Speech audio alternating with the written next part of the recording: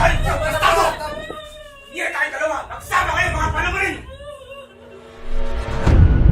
Ba, saan ka pupunta? Tara na, para mo din naman pamilya mo. Kaya naman siya.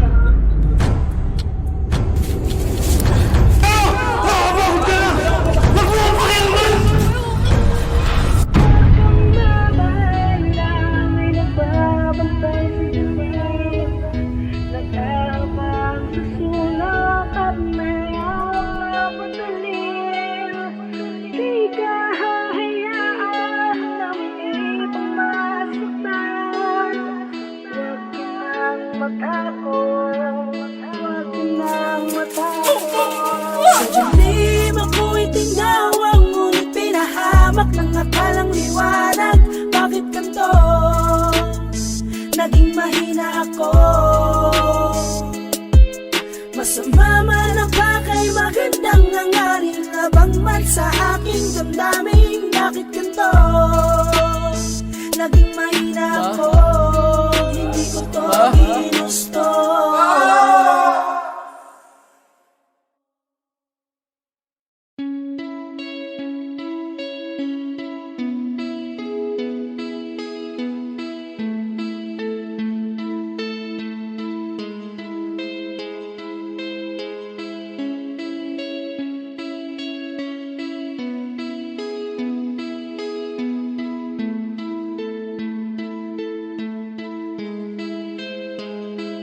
Ako si Gregor, anak ng mag-asawang hiwalay. Mga pangarap ko sa buhay, magkasamang tinangay ng ama ko sa pag-alis patungo sa kanyang kabit. Habang ang inay ay nagdurusa sa kanyang sakit, huminto sa pag-aaral para lang humanap ng pagkakakitaan. Determinado na humahakbang, ngunit walang nais na tumanggap sa'kin. Puro na lamang pagtanggi ang siyang tumambad sa'kin. Wala akong magawa, hindi ako tapos, di ako makaangal. Wala nang ibang paraan kundi ang mga lakal. Nahihiyaman ay wala akong pagpipilian, kung kaya sa gantong paraan na lang pagpipilitan. Inay, kain ka na, may dala akong pansit, tapos inom ka ng gamot. Alis lamang ako saglit, didiskarte lang ako para bukas meron ulit. Basta pangako mo magpapagaling ka sa iyong sakit. Sa dilim ako'y tinawag, ngunit pinahamak ng akalang liwanag. Bakit ganito? Naging mahina ako. Masama man ang pakay, magandang nangarin. Labang man sa aking damdamin. Bakit ganito? Naging mahina ako. Hindi ko to ginusto. Habang tumatagal, lalo akong nahihirapan, dahil sa paupahan lamang kami naninirahan. Sa dami ng gastusin, di sapat ang konting danyos. Dahil sa gamot ni nanay, nauubos ko din halos. Hanggang sa lumala pa ang kanyang karamdaman. Panginoon, tanong ko lang, anong aking kasalanan? Bakit ako nagdaranas ng ganitong suliranin? Doble ang balik ng malas, kahit pag sumikapin sa ospital ay isinugod ko agad ang ina ko. Gumaling lang siya, gagawin ko lahat kahit ano. Araw at gabi wala akong sinayang na sandali upang bumuti siya't maging maayos sa aming pag-uwi. Inay, kain ka na, may dala akong pansit, tapos inom ka ng gamot. Alis lamang ako saglit, didiskarte lang ako para bukas meron ulit. Basta pangako mo magpapagaling ka sa iyong sakit. Sa dilim ako'y tinawag, ngunit pinahamak ng akalang liwanag. Bakit ganito? Naging mahina ako. Masama man ang pakay, magandang nangarin. Labang man sa aking damdamin. Bakit ganito? Naging mahina ako. Hindi ko to ginusto. Isang gabi ng Webes, lumubog na ang araw. Doon ko naisipan na mandukot at magnakaw. Labag man sa loob ko ay hindi na ako makatagal. Sa karampot na kusing sa aking trabahong marangal. Eskinita sa ermita, babaeng nakabestida. Ako'y marahang lumakad, palapit na parang espiya. Mula sa likod tinutukan ko sa tagiliran ng lanseta. Kung ayaw mong masaktan, ibigay mo lahat ng iyong pera. Nanlaban siya at sumigaw.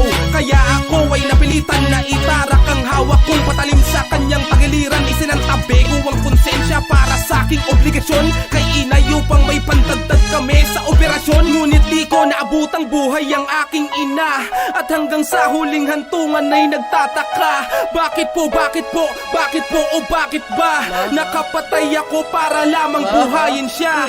Ngunit di ko nagawa, ngayon ang luha ko'y tumulo. Di alam ang uunahin, magluksa ba o sumuko. Sinumpa ko ang mundo sa labis na kalungkutan. Di ko akalain na ito'y aabot sa kasukdulan. Ngunit wala akong magawa, gustuhin ko mang pumatas. Huwag kayong mag-alala, wala akong planong tumakas.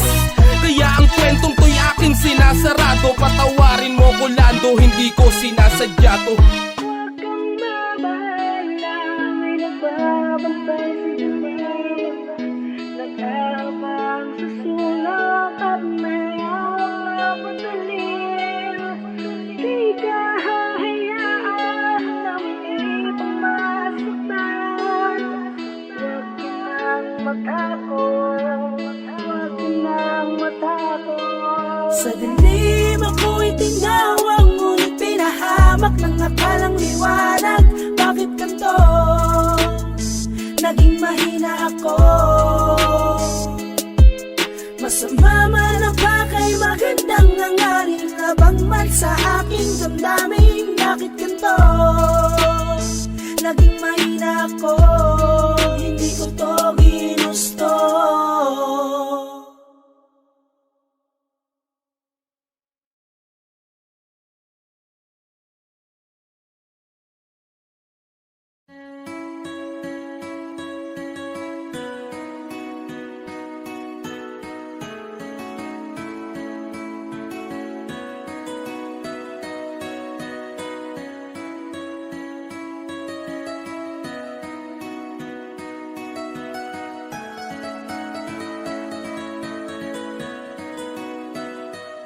Ako si Gregor, na may dungis ang kamay, at inaamin ko na siya ay aking pinatay. Hindi ko to gusto, hindi ako sanay. Napilitan lang ako para to sa aking inay. Patawarin niyo ako sa aking nagawa. Biktima lang din ako, hindi po ko masama. Pinagsisisihan ko lahat-lahat, kaya sana mapagbayaran ko sa patong-patong na karma. Halo-halong emosyon, halo-halong isipin. Mas ayos na to kaysa sa barong-barong na dingding. Masasanay din ako sa aking pagiging batukan, kasama sa silid ang mga taong tatuan. Katulad ko daw sila, mamamatay tao. Di ko na masikmura, sinikmuraan pa ako. Wala akong palag, wala akong magawa. Binubugbog ako sa paraang hindi nagpapasa. Ginusto ko lang mapabuti, subalit bakit ba napasama pa?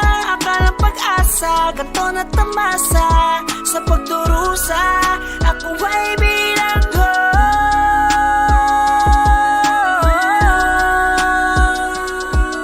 Inakalang sagot ay naging sigalot at bot. Ako ay bilanggo. Di ko to sinasadya, patawarin niyo Diyos ko. Maniwala kayo sa'kin, hindi ko to gusto. May sakit ang ina ko, kailangan niyang maggamot.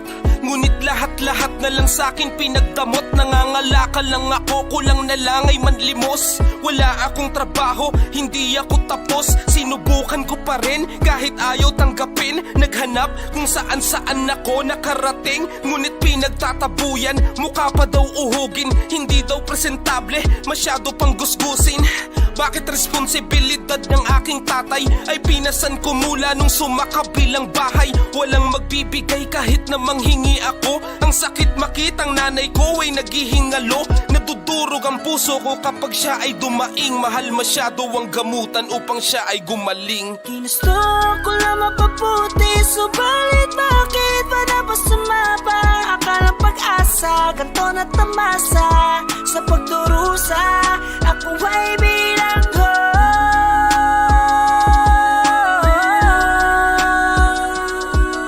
Inakalang sagot ay naging sigalot at bot. Ako ay bilanggo. Desperado na ako, ayaw kong magpapalagay. pabaya. Pag di ko to ginawa, buhay niya nakataya. Kaya kahit nalabag sa aking loob ay gagawin, upang buhay ni nanay lalo pang patagalin. Iskinitang madilim, may hawak na patalim, nanakawan ko lang at wala kong balak patayin. Ngunit siya ay nanlaban at biglang nagsisigaw.